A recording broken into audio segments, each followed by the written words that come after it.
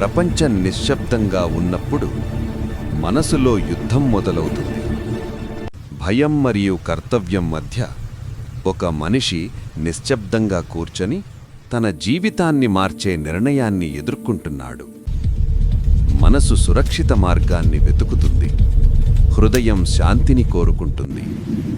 ఒక దారి సౌకర్యాన్ని వాగ్దానం చేస్తే మరొక దారి ధైర్యాన్ని కోరుతుంది. చేయడం అంటే నష్టం, చేయకపోవడం అంటే నిజాన్ని మోయడం. శబ్దం తగ్గినప్పుడు స్పష్టత మెల్లగా మాట్లాడుతుంది. ఆజ్ఞగా కాదు, హెచ్చరికగా కాదు, ఒక జ్ఞాపకంగా. నీ కర్తవ్యం కర్మ చెయ్యడం, ఫలితాన్ని నియంత్రించడం కాదు. అవగాహన కలిగినప్పుడు భయం తగ్గిపోతుంది. శాంతి కర్మను తప్పించుకోవడం వల్ల కాదు, స్థిరమైన మనస్సుతో చెయ్యడం వల్ల వస్తుంది.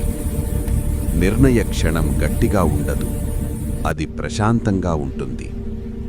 భవిష్యత్తు అనిశ్చితమే, కాని మనసు ఇక చంచలంగా లేదు.